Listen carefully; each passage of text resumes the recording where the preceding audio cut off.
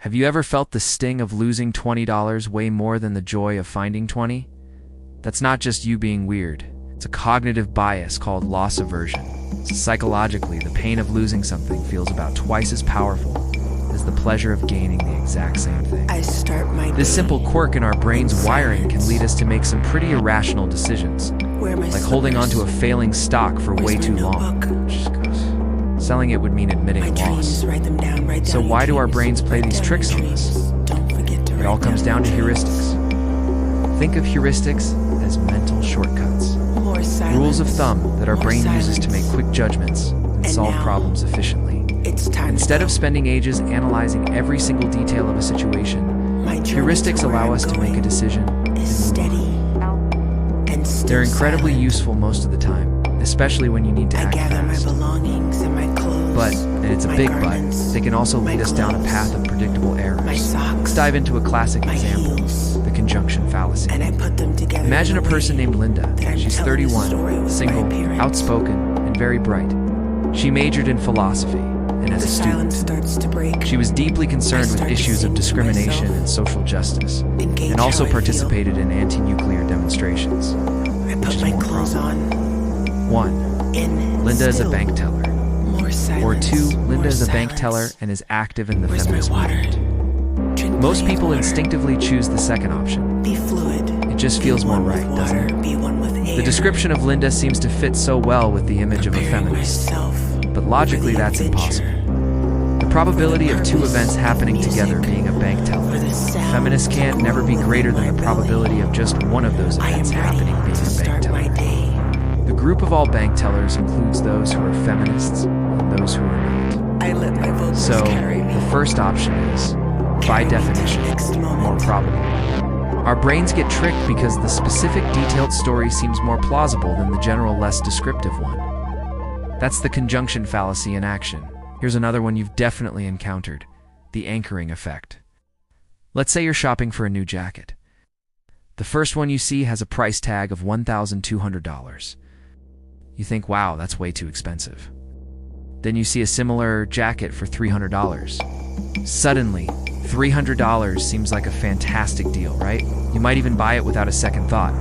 But what if the first jacket you saw was priced at $100? That $300 jacket would now seem outrageously overpriced. The first piece of information we receive, that initial $1,200 price, acts as an anchor. Our brain latches onto it and uses it as a reference point for all subsequent judgments. Marketers and negotiators are masters of this. They'll start with a high price to make their final offer seem much more reasonable. This works even when the anchor is completely random. Studies have shown that if you ask people to write down the last 2 digits of their phone number and then ask them to estimate the price of a bottle of wine, those with higher phone numbers tend to give higher estimates. It's illogical, but the anchor pulls our judgment in its direction. Now, it might seem like our brains are just poorly designed, filled with bugs that make us irrational. That's not the whole story. These heuristics didn't just appear out of nowhere. They are the product of evolution. For our ancestors living in a world of immediate life-forward threats, these mental shortcuts were incredibly effective survival tools. Imagine you're an early human walking through the savannah. You hear a rustle in the tall grass. You could stop, gather more data, analyze the sound, consider the wind direction, and try to logically deduce what's making the noise. Or you could use a heuristic. Rustle in grass equals potential predator, and you run. The person who stopped to think things through might have become lion lunch. The person who used the quick and dirty shortcut survived to pass on their genes and their heuristics. In a high-risk, low-information environment, being fast and mostly right is a much better strategy than being slow and perfectly accurate. Loss aversion, for instance, made perfect sense. For someone living on the edge of survival, losing a day's worth of food was a much bigger deal, a far greater threat than the benefit of finding an extra day's worth of food. The pain of loss kept them cautious and alive. The problem is, we're now running this ancient software in a completely modern world. The environment has changed dramatically, but our brains haven't caught up. The decisions we face today are rarely about immediate survival. They're about complex, data-rich problems like investing, healthcare choices, and navigating the flood of information online. The same heuristics that saved our ancestors from predators can now lead us to make poor financial decisions, misinterpret statistics, or fall for misinformation. The rustle in the grass is no longer a lion. It's a sensationalized news headline or a misleading chart in a business presentation. Our snap judgments, so useful in the past, can now be liabilities. And now, it's time to go. The bad news is we can't just turn these biases off. My journey to They where are I'm deeply going ingrained in our cognitive steady processes, operating automatically and still unconsciously.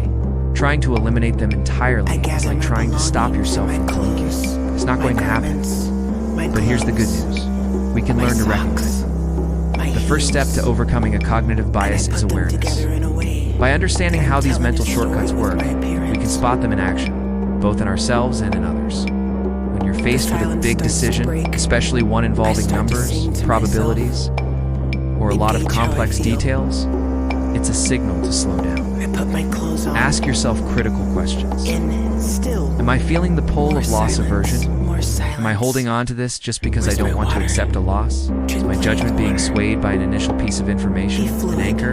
Be one with Could this water, be detailed one story with be an air. example of the conjunction fallacy, making me Preparing believe something is myself more likely than for it the actually is? adventure, Developing this kind of mental purpose checklist of can help you music, shift from your brain's for the fast, sound to grow intuitive, within my error-prone belly. system, one thinking to I a am slower, ready more to start deliberate, my day. logical system to thinking. It's about consciously engaging your rational mind to I double-check let the my work vocals of your carry me. intuitive brain. It's not about distrusting your gut entirely. Intuition is valuable, but about knowing when your gut is likely to lead you astray. Ultimately, navigating our own minds is one of the most important skills we can develop. By learning about these cognitive quirks, we can become better thinkers, better decision makers, and a little less susceptible to the hidden forces that shape our lives. It's a lifelong process of learning and self-correction, but a truly fascinating one. Thanks for watching. If you found this interesting, hit that like button and subscribe for more deep dives into the weird and wonderful ways our minds start work. my day See you in the next video. silent.